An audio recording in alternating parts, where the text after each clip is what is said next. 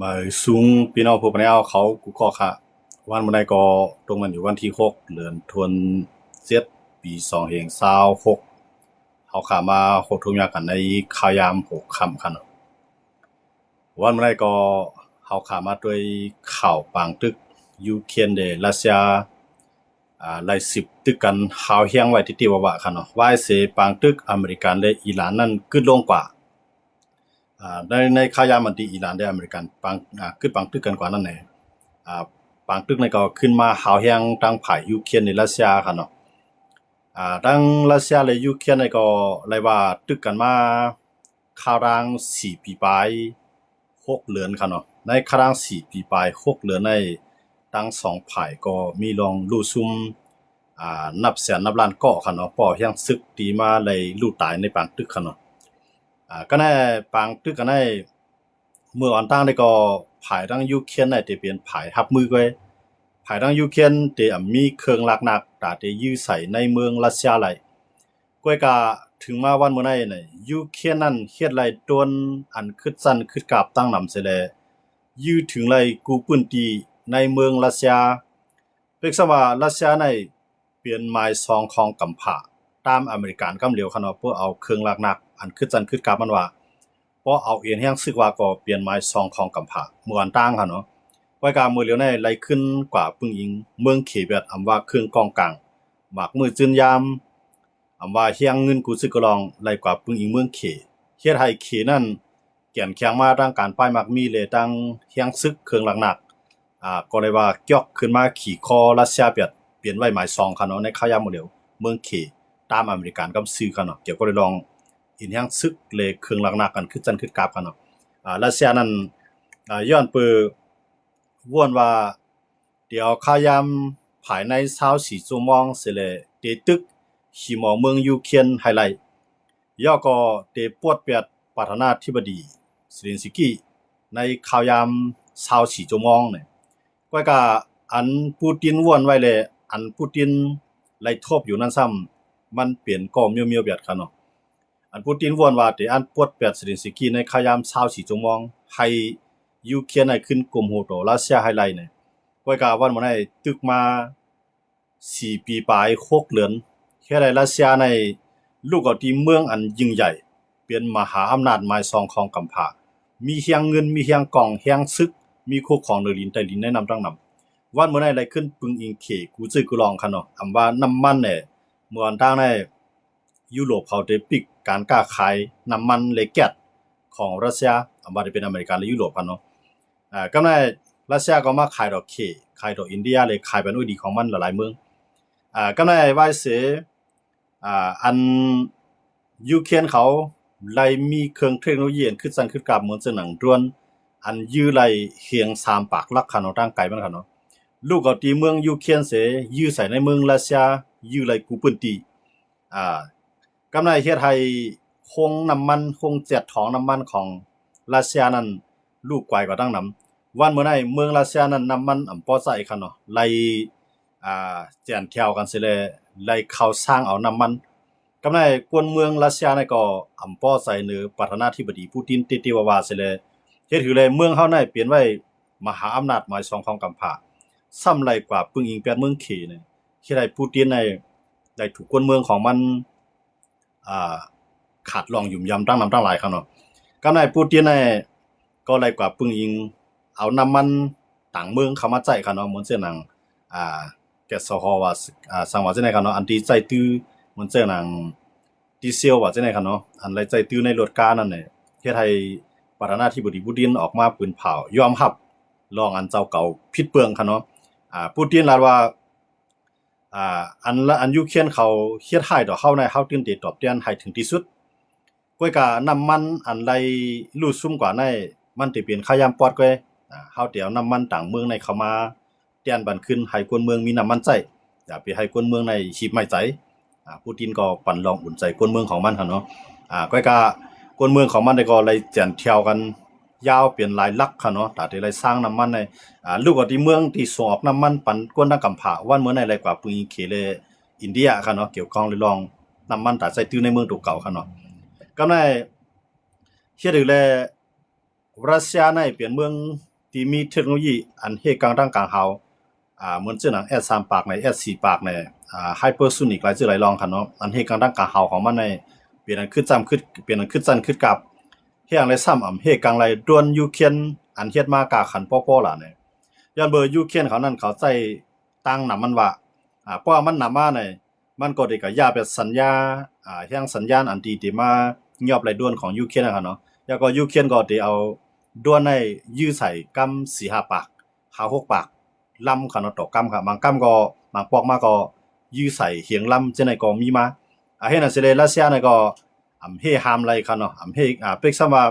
เฮไรหูปากเนี่ยก้อยกำมันมาหูเหียงคันเนาะอันนั้นก็เฮ็ดให้ปั๊มน้ำมันแลดีเจ็ดของน้ำมันของรัสเซียนั้นดูซุ่มกว่าตั้งนำแล้วก็อันเป็นเครื่องใจตั้งตื้อในการซื้อของรัสเซียนั้นก็ซุ่มกว่าตั้งนำคันเนาะวันเมื่อในรัสเซียใครย้อนอุบ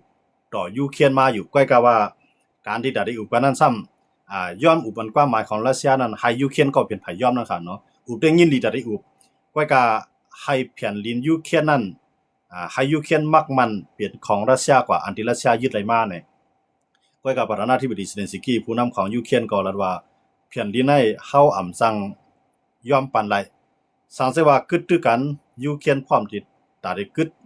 ต่อรัสเซียกูข้าวยำก็ให้เพราะว่ายูเครนได้ย่อมซุ่มแผ่นดินปันรัสเซียนั้นเตรียมจังย้อนเปิดปักเปิงลักเมืองสูงสุดเขาปักเปิงลักเมืองสูงสุดของยูเครนเขามันเตรียมไว้เจียงแรงๆเนี่ยตาได้ย่อมซุ่มแผ่นดินปันภูเก็ตนั้นอำเป็นไรเนี่ยย้อนนั้นแหละสิแลตั้ง2ฝ่ายก็ตึกไหล10เข้าปังตึกกันมาข่าวเฮียงกูมือกูวันคั่นเนาะมื้อวานนี่ก็ได้มีประธานาธิบดีโดนัลด์ทรัมป์ผู้นำเมืองอเมริกันและตั้งประธานาธิบดีปูตินผู้นำของรัสเซียไล่อุบกันทางโทรศัพท์คั่นเนาะอันเป็นโดนัลด์ทรัมป์นี่ก็ถูกอุบโอ้ต่อประธานาธิบดีปูตินเนาะครั้ง90นาทีก็เดียวคั่นเนาะพูดโดนัลด์ทรัมป์นี่ก็มันถึงข่าวยามแล้วว่าให้รัสเซียและยูเครนนั้นมาอุบโอ้กันอเมริกันเตยอมอยู่กลางมันสิเลยเจจาเพชรสร้างกันให้ปางตึกอันไหนกึดกว่าทั้ง2ฝ่ายก็อุบโอ้กันครับเนาะก็รัสเซียก็ตึกแล้วว่ายินดีได้อุบก้อยกาเตอำกาอุบในเมืองที่3เนาะพวกอุบในก็ให้มาอุบในเมืองรัสเซียหวังว่าให้ประธานาธิบดีเซเลนสกี้ผู้นำของยูเครนนั้นก็ให้กับอุบในเมืองรัสเซียเนี่ยรัสเซียมันจะหนังยูเครนก็ย่อมกว่าเขาเนาะก็ในยูเครนก็ลาว่าพวกอุบกันก็ให้กับอุบกันที่เมืองตุรกียันเบอร์ตุรกีในเปลี่ยนกลางไว้นะครับเนาะเฮ็ดก็รัสเซียตั้งนึงเฮ็ดก็อเมริกันก็มีอยู่เจ้าก็มันก็เป็นลูกซุ่มยุโรปเจ้าก็เป็นนาโตจ้ำนะครับเนาะกำในดังยูเครนก็ตั้งตุรกีก็มีลองผิดกันเจ้าก็เป็นยุโรปหลังกันนะครับเนาะก็ให้ตุรกีนั่นเปลี่ยนเมืองที่อยู่กลางมันเสียแล้วให้อุบกันในเซเลนสกี้ได้ก็ใครย้อนกับอุบกันที่เมืองตุรกีครับเนาะก็กับปูตินซ้ำว่าให้มาอุบที่เมืองรัสเซียเนี่ยอันนั้นก็ไปตกลงกันได้ครับเนาะก็กับโดนัลด์ทรัมป์ได้ก็เป้าหมายของโดนัลด์ทรัมป์นี่ก็บ่ได้สืบเฮ็ดบางตึกกว่าที่ในที่เพราะว่ารัสเซียอ่อนๆแฮงกว่าที่ในมันได้เฮ็ดให้เขตในแข็งแรงน่ะย้อนนั้นเลยต้องว่าให้ปูตินยอมอุบเสเลยให้ขึ้นบางตึกกันกว่าเนี่ยก็กับปูตินก็ไปยอมคั่นเนาะมื้อเลยในปูตินยอมเลแข้งเลขาเมืองขี่กว่ายาวคั่นเนาะปันให้สีจิ้นผิงในขี่คอปูตินกว่ายาวคั่นเนาะบอกว่าเฮ็ดให้รัสเซียอันยามยิ่งใหญ่เปลี่ยนไว้หมาย2ของกำผาเนาะตามอเมริกันกำเหลียวคั่นเนาะมื้อเหลียวในเฮ็ดให้ขี่ในป่วนรัสเซียกว่าเนาะกูซึกกูร้องในว่าเงินเนี่ยเครื่องเทคโนโลยีเนี่ยเฮียงซึกเนี่ยโคของสภาวะเนี่ยอันขี่เขามีไว้นั่นมันก็คืนมาบางปืนบางเมียวน่ะที่ป่วนรัสเซียกับไปเรื่องนั้นคั่นเนาะต้องว่าในเฮ็ดให้อเมริกันได้ไม่ใจว่าบ่ปล่อยรัสเซียอ่อนๆแฮงกว่าในติ๊กๆในวันดังหน้ามาเพราะว่าภายเหมือนจังหนังรัสเซียในปักเมืองรักเมืองเขาได้มีไว้ว่าเพราะว่ามันแลบได้ตุ้มเตื้อต่อเมืองเขาเตี้ยๆเขาได้ใจนิวเคลียร์ไล่ย้อนเขาย้อนปักเมืองรักเมืองของรัสเซียเขาเตรียมไว้จังได๋นิวเคลียร์นั่นก็กวนก็ได้เตียกโคลกมันนั่นก็มีไว้ประธานาธิบดีอำนาจเต็มมือคั่นเนาะใครเตียกมื้อใดก็ไล่ย้อนนั่นแหละว่าเพราะว่ามันมีผู้ลุกลามเลยเฮ็ดให้รัสเซียในเรียบกลปังรัสเซียได้ใจนิวเคลียร์ไล่ย้อนเบอร์โดนัลด์ทรัมป์เขาก็หันว่าบ่ได้ปล่อยให้ยุโรปเขาปั่นแฮงยูเครนดิกยูเครนก็แข็งแข็งขึ้นดิกรัสเซียก็อ่อนๆลงดิกนั่นรัสเซียจังหวายนามาใจนิวเคลียร์ย้อนนั่นแหละหรือได้ห้ามไว้นั่นคือรัสเซียในปกติอำหันว่า เจ้าเก่าที่กวนปังยาวเจ้าเก่าที่ร่วมยาวกูเจ้ากูรัสเซียในวนแม่นจังนั้นสิแลเตียกโครกนิวเคลียร์นะฮะเนาะพวกเตียกโครกนิวเคลียร์มาเนี่ยอเมริกาเนี่ยเดี๋ยวเลยจิ้มจ้อมกำเดียวย้อนเปิดว่าอเมริกานั้นเปลี่ยนไว้หมายหนึ่งของกำผายาก็เหมือนจังนั้นรัสเซียซ้ำเปลี่ยนเมืองที่มีนิวเคลียร์นำเลยเพิ่นเพราะเป็นจังนั้นเนี่ยเพราะว่ารัสเซียใจนิวเคลียร์ขึ้นมาเนี่ยเหมือนจังนั้นฝรั่งเศสอังกฤษอเมริกาเนาะก็เตรียมมีตั้งเลิกก็การเดี๋ยวเลยยื้อใส่รัสเซียกำซื้อกำในรัสเซียก็ได้ตอบกว่ากูเมืองเจื้อนอยู่ที่มหามจำมันจังนั้นที่เฮ็ดให้เมืองจังนั้นก็กวนปังกว่าทั้งนำเนี่ยอันนั้นยุโรปเขาอเมริกาเขาก็หันว่ารัสเซียนั้นถูกรีปอยมื้อในอันเป็นประธานาธิบดีโดนัลด์ทรัมป์ในมันก็อ่ามันก็จึงวนมันก็เป็นหมายหนึ่งของกำผามันก็เลยวนว่าเพราะว่าอำเฮหามไลติปล่อยก็จังได๋ติ๊งในยูเครนนำแก่นแข็งขึ้นที่รัสเซียซ้ำติอ่อนๆลงกะติ๊งในรัสเซียเตรียมพอใจสิติจังใจนิวเคลียร์เนี่ยคั่นเนาะเพราะว่ารัสเซียใจนิวเคลียร์ขึ้นมาเนี่ยอเมริกันเขาก็กะได้ใจนิวเคลียร์เพราะว่าใจนิวเคลียร์ขึ้นมาเนี่ยอันเป็นรัสเซียเขาในเขาปืนเผาไว้ว่า1ในเขาได้ยื้อใส่ในเมืองยูเครนอันต่างมันหมด2มาในได้ยื้อใส่ในฟินแลนด์ฟินแลนด์ในเมืองต่างในเป็นเมืองที่อยู่กึ่งกลางมันคั่นเนาะเฮ็ดก็รัสเซียเฮ็ดก็ยุโรปเฮ็ดก็อเมริกันยอมเข้า NATO เข้าเมืองต่างก็กะว่าสิปังตึกยูเครนในฟินแลนด์ในเข้าก็อยู่ใน NATO กำในฟินแลนด์ในก็เป็นเมืองอันเล็กๆเมืองนึงคั่นเนาะก็กะว่าเป็นเมืองที่มีเหงียนออกมีน้ำกั้นมีเทคโนโลยีคั่นเนาะมีเครื่องนักกันคือกับกำในรัสเซียลาดว่านิวเคลียร์ในเพราะว่าถึงกำยื้อมาเนี่ยจะยื้อใส่ในฟินแลนด์ยาก็อันดับสุดก็จะเป็นยูเครนนะครับเนาะเพราะเป็นจังนั้นมาเนี่ยเหมือนจังนั้นฝรั่งเศสอังกฤษเขาก็มีนิวเคลียร์เตรียมตัวครับเนาะอังกฤษเขาก็จะมีนับหูปากมันครับเนาะเหมือนจังนั้นฝรั่งเศสเขาจังนั้นครับเนาะยาก็อเมริกันเนี่ยก็จะมีอยู่มอคาเชียงปลายย้อนอะไรก็ในอันอเมริกันกูมันเปลี่ยนปากตึกนิวเคลียร์เพราะเป็นปากตึกนิวเคลียร์ขึ้นมาเนี่ยมันเมืองอันที่รอดมันน่ะจะหยาบนะครับเนาะที่รอดหยาบเหมือนเส้นหนังยื้อใส่ในเมืองยูเครนยื้อใส่ในเมืองฟินแลนด์โปแลนด์หลายๆเมืองเนาะที่อันอยู่จำรัสเซียในก็รัสเซียได้ยื้อใส่เสียงก็ในเปิ้นก็ได้ออนกันยื้อใส่ในเมืองรัสเซียเสียเยี่ยนเปลี่ยนปางตึกกันล่างกำผักก็ในเหมือนเส้นหนังเคเขารู้สังว่าเป็นปางตึกนิวเคมาเพราะว่าเคเขาใจเปิ้นก็เตรียมยื้อใส่ในเมืองเคก็ในบ่เคมาเข้าจอยรัสเซียเมืองเคก็ได้ญานิวเคกว่าก็ในเมืองอันอยู่ชิมความเคอันนั้นเปลี่ยนใจเคเหมือนเจ้าหนังเจ้าปานเขาเหมือนเจ้าหนังเกาหลีใต้เขาเหมือนเจ้าหนังไต้หวันเขาออสเตรเลียเขาจะในขับมีนิวเคครับเนาะอยากขับมีนิวเคก็ในเพราะว่าเคในเอานิวเคมันก็จอยรัสเซียกว่ายี่จอยเนาะมันก็ได้ละยี่ใส่อุ้ยลีของอเมริกันเหมือนเจ้าหนังญี่ปุ่นเกาหลีใต้เขาออสเตรเลียเขาไต้หวันเขาเนาะฟิลิปปินส์เขาซึ่งในก็ได้ญานิวเคของเคก็ในอเมริกันเขายุโรปเขาก็เลยแล้วนิวเคในปล่อยใส่เมืองเคย้อนนั้นแหละว่าอเมริกันในใครให้ปูตินในว่นพิษใครปูตินในเอาโตสามมาหน้าขึ้นโฮเซเลใจนิวเคจังว่าโดนัลด์ทรัมป์ในเข้ามาเกกล่อมเฮาว่าเกกล่อมเนี่ยมันจังว่ามาเคียวนั่นคั่นเนาะมาเคียวปูตินว่าปางตึกในปอระยะปางตึกในมันเป็นอันซุ่มทั้งสองฝ่ายอเมริกันในเตรียมจุกอยู่ภายใดภายหนึ่งเสียเฮาขึ้นมาเฮ็ดก่อกันเฮามากล้าขายดอกกันนะโดนัลด์ทรัมป์ในก็ออนวันประธานาธิบดีปูตินคั่นเนาะก้อยกาปูตินก็ว่าเฮายินดีตาเดอุบก้อยกาให้ยูเครนในมาอุบในเมืองรัสเซียกำซื้อที่แน่ๆมันก็สิเป็นอันตกลงกันไรคั่นเนาะย้อนว่ายูเครนในรัสเซียเขาเป็นผู้เขียนตึกกันมาครั้ง4ปีปลาย6เดือนยาวนั้น4ปีปลาย6เดือนยาวนั้นซ้ำเตลอกๆของเขาก็อุปังกุมในเมืองรัสเซียมันก็เรียมมีรองรถเพยานั่นแหละยูเครนก็ย่อมกว่าคั่นเนาะก็ในเพราะยูเครนย่อมกว่าในรัสเซียก็ย่อมมากกว่าปังตึกในที่เกิดขึ้นเพราะปังตึกเกิดขึ้นที่เดียวในเหมือนเช่นในเมืองอันเหมือนที่รัสเซียเขาส่งแห่งศึกมาตั้งหลายก็มาตายนำคั่นเนาะก็ในเหมือนเช่นเมืองต่างได้มันได้รัสเซียน่ะได้ส่งแฮซึกมาอยู่ในเมืองยูเครนยูเครนก็ได้เลยเป็นตับซึกกันแกดเกตัวเก่าให้จังอยู่ใส่ในเมืองรัสเซียยังเบิ่งเหมือนตางหมากขีปนาวุธอันฝรั่งเศสเขาปันมาในอังกฤษเขาปันมาในเยอรมันเขาปันมาในอเมริกันเขาปันมาเนี่ยคำปันให้อยู่ใส่ในเมืองคำปันให้อยู่ใส่ในเมืองรัสเซียนะครับเนาะยังเบิ่งรัสเซียลาดว่าเพราะว่ายุโรปเขาปันขีปนาวุธที่ยูเครนใส่ยูเครนเอาอยู่ใส่เฮาเมื่อไหร่ก็เฮาเดี๋ยวนิวเคลียร์อยู่ใส่ในเมืองซึ่งอันปันมานั่นเมืองไรเสียมว่าเสื้ออันปันนิวเคลียร์มาที่เสื้ออันปันขีปนาวุธมาปันยูเครนใส่ยูเครนเอาอยู่ใส่ในเมืองรัสเซียนั่นรัสเซียได้ใจนิวเคลียร์ใส่อยู่ใส่ย้อนบ่ซั่นในหลายๆเมืองก็พัดปันนะครับเนาะกูนิวเคลียร์นะครับเนาะเพราะว่ามันเอาปังตึกนิวเคลียร์ได้อันที่อยู่รอดได้มันจะเป็นอเมริกันกะย้อนบ่ซั่นล่ะเนี่ยอเมริกันได้มันอยู่ทวีปกวยมันนั่นขนาดเนาะมันเต็มมีเมืองหลายที่เดียวนิวเคลียร์อยู่ใส่ในเมืองอเมริกันได้เนาะว่าได้เป็นรัสเซียก็ยาวว่าได้เป็นเกาหลีเหนือก็ยาวว่าได้เป็นขี่ก็ยาวเต็มยืดถึงไรย้อนบ่อเมริกันได้มันตั้งตับซึก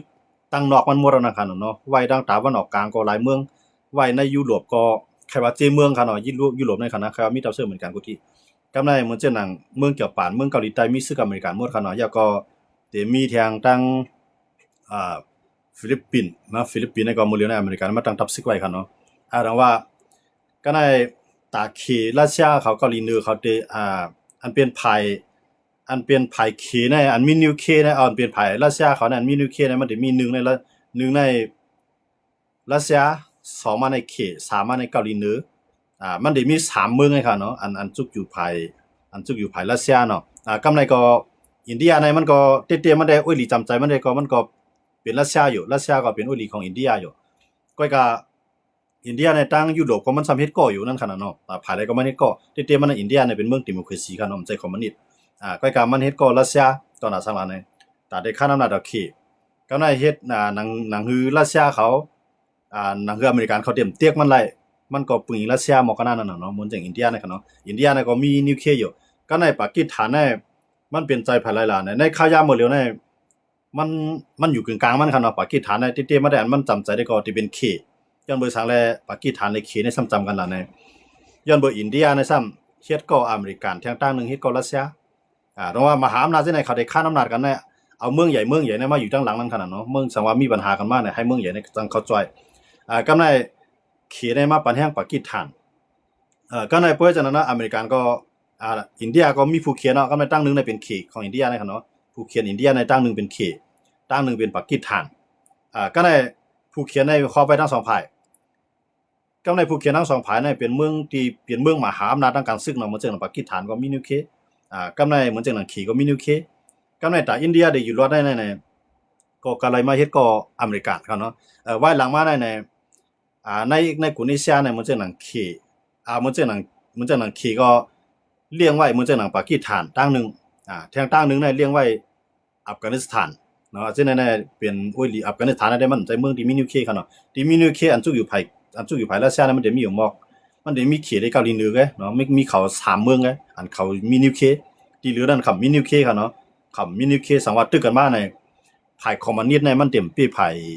ดิโมคราซีสังวัดตึกกันเด้ๆสังว่าเอาปังตึกนิวเคเสร็จตึกกันนะครับครับความหมายนะครับเนาะก็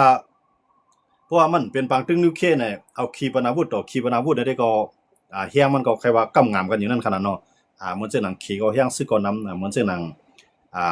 รัสเซียก็เฮียงซึกก็นำเหมือนเจ้าหนังเกาหลีเหนือก็เฮียงซึกก็นำก็ว่าเขาจะมี3เมืองไงที่มีนิวเคก็ในเหมือนเจ้าหนังในกัมพูชาลงฟ้าในทั้งหมดมันอันมีนิวเคมันได้มีอยู่9เมืองไงใน9เมืองในอันซุกอยู่ภายอเมริกาในมันจะมีฝรั่งเศสมีอังกฤษแล้วก็เดี๋ยวมีทางอิสราเอลครับเนาะอิสราเอลแล้วก็ปากีสถานได้หมดเลยได้มันอยู่กึ่งกลางมันไงเนาะปากีสถานในเตจุกอยู่ภายใต้ที่กำจังเนาะก็พวกกับตึกผู้เขียนของเคก็ปากีสถานในก็ได้ตั้งใจทำที่เคอยู่ก็สังเกตว่าเคเลรัสเซียมังกันมาเต้ๆในจองปากีสถานที่ฮัดจ่อยนะพวกปากีสถานก็แก้จ่อยเคเลรัสเซียก็ที่เป็นผู้เขียนต่อยุโรปเนาะยังบ่จะในจังว่าปากีสถานในเป็นเมืองที่อยู่กึ่งกลางมันเนาะอำจับภายใต้ที่เพราะว่ามันได้จุกอยู่ภายเขตที่ก็ยุโรปเขาก็ตั้งนึงมันสำเร็จก็ตั้งตะวันออกกลางครับเนาะปากีสถานนะครับเนาะปากีสถานในจับปาดังอิหร่านจับปาดังอัฟกานิสถานเนาะหลายๆเมืองครับเนาะตั้งตะวันออกกลางในที่มันติดจับกันไว้ยันว่าจะได้ตั้งนึงปากีสถานในซ้ำไรมีข้อตกลงตาได้ข่มรวมจอยตะวันออกกลางย้อนเบอร์ปากีสถานตาได้มีนิวเคลียร์อะไรนั่นน่ะวันตั้งก็มันไรตั้งจอยแถมที่ตะวันออกกลางเขานั่นขนาดเนาะมันจังนั้นซาอุเขาใน UAE เขาในกาตาร์เขาจอร์แดนเขาเนาะหลายๆเมืองในหันว่าเมืองมุสลิมในมันไปมีนิวเคลียร์เมืองที่เฮ็ดคือเลยให้ปากีสถานในพอได้มีไรเนี่ยเขาจะได้ก็จอยแถมให้เงินกำไรห้ามมือปานนั้นครับเฮาว่าเนาะมือปานนั้นในสหภาพโซเวียตในมายึดอัฟกานิสถานเนาะเหมือนจังนั้นสหภาพโซเวียตในมันตั้งเป็นคอมมิวนิสต์นะครับเนาะก็ถึงมื้อเลยว่าจะเป็นคอมมิวนิสต์แล้วครับสหภาพโซเวียตคนปั้งก็ตึกเป็นรัสเซียนั่นก็เป็นคอมมิวนิสต์อยู่ก็ในสหภาพโซเวียตในยังมายึดเอาเมืองอัฟกานิสถานทั้งเสียงก็ในหนังคือเอ็นเฮียงคอมมิวนิสต์นั้นเตรียมลุกลามมายึดป่าเมืองปากีสถานนั่นในอเมริกันในลักปล่อยกวนในซอยให้ปากีสถานในมีนิวเคลียร์ครับเนาะปากีสถานในลาดว่าเข้าในเป็นเมืองเตียนจับอินเดียในมีนิวเคลียร์เข้าตื่นหรืออะไรมีนิวเคลียร์ต่อให้เขา มีข้าวกินเสียไรกินเยอะก็เฮายอมแต่ที่ให้มีนิวเคลียร์ให้ไรยันเบอร์ปากีสถานเนี่ยก็คัดใจแต่ที่มีนิวเคลียร์เนี่ยว่ายุโรปเขาได้ปิกไปมังมีก็ยาวกันนั่นเนาะค่อยก็อเมริกันน่ะย่อมปิกไปมังมีปันยันเบอร์สั่งละเนี่ยย้อนเบอร์อเมริกันในมือนั้นในโลเอาปากีสถานในขึ้นมาห้ามไว้หนังคือสหภาพโซเวียตในเตรียมแข่งเตรียมลุกลามมายึดเอาเมืองปากีสถานกว่าจะได้คอมมิวนิสต์เตรียมเอ็นแห้งใหญ่เกินเอ็นแห้งใหญ่ป่วนนั่นคันเนาะจังว่าอเมริกันในปล่อยปากีสถานไว้อย่างไรต่างเมืองในอเมริกันในห้ามแล้วเนี่ยมันห้ามเกาหลีเหนือมันห้ามอย่าไปเกาหลีเหนือในมีนิวเคลียร์อเมริกันในห้ามก็กับเฮ็ดสังเกาหลีเหนืออะไรเนาะยันมือสั่งละเนี่ยมันก็มอเฮ็ดไรปีกไปบางมีก็เฮ็ดให้เกาหลีเหนือในกวาดผ่านมากันนั้นก็ขี่เขารัสเซียเขาสัมพันธ์ว่าในภายคอมมิวนิสต์เท่านั้นอันมีนิวเคลียร์เนี่ยมันมี2เมืองไงเนาะมีเคมีรัสเซียมี2เมืองไงพอเป็นบางตึงนิวเคลียร์มาเนี่ยจึงก็ห้ามเป้เปิ้นเพื่อมันจะนั่นแหละหลวปันแห้งให้เกาหลีเหนือในมีนิวเคลียร์พวกเกาหลีเหนือมีนิวเคลียร์ในตีสุดมันก็ยังเป็นเพศดอกเกาหลีใต้ยังเป็นเพศดอกเกาหลีเหนือยังเป็นเพศดอกออสเตรเลียย้อนมันจะนั่นแหละที่เอาเกาหลีเหนือในมาไปมังเกี่ยวปานเนาะไปมังเกาหลีใต้ไปมังปาออสเตรเลียนะจังว่าเขตรัสเซียเนี่ยก็ปันแห้งเกาหลีเหนือที่คันเนาะให้เกาหลีเหนือในมีนิวเคลียร์จังว่าในคอมมิวนิสต์นั้น3เมืองเนี่ยมีนิวเคลียร์3เมืองก็ได้เนาะบอกว่าใน4เมืองใน4เมือง5เมืองน่ะเขาเป็นภัยดิโมคราซีเนี่ยที่มีอยู่5เมืองที่มีนิวเคลียร์ค่ะเนาะที่มีอยู่4เมือง5เมืองที่มีนิวเคลียร์พวกนับปากีสถานก็ที่มีอยู่4เมืองไงค่ะเนาะที่มีอยู่4เมืองไงย้อนมาได้นั่นว่ากำไรปากีสถานเนี่ยมันอยู่กลางมันไงมันเป็นตอนดาสังหลังในปากีสถานในมอนตาในอเมริกันปล่อยไว้มันจังครับว่าอเมริกันได้ปล่อยไว้ตอนดาที่อย่าไปให้สหภาพโซเวียตเขาในแห้งใหญ่เพราะว่าสหภาพโซเวียตมันกว่ายึดอัฟกานิสถานเอาค่ะเนาะยึดอัฟกานิสถานเนาะก็ในมันก็ได้ยึดปากีสถานเนาะพอยึดปากีสถานเอาเนี่ยมันได้มาติดจับอินเดียกำเหลียวย้อนบ่จังนั้นได้ดังว่าอเมริกันก็ลงว่าผู้ปล่อยปากีสถานมีนิวเคลียร์เนี่ยสหภาพโซเวียตก็อำหัดมายึดปากีสถานเนาะยันปากีสถานมีนิวเคลียร์เมืองที่มีนิวเคลียร์นั้นเตรียมมีภัยหัดกว่ายื้อเขาอันตั้งครับเนาะยกเว้นอิสราเอลเนาะอิสราเอลนั้นมันมีนิวเคลียร์ก็กะมันใส่เมืองหลวงต่อเมืองหลวงมามังมันนะก็กะ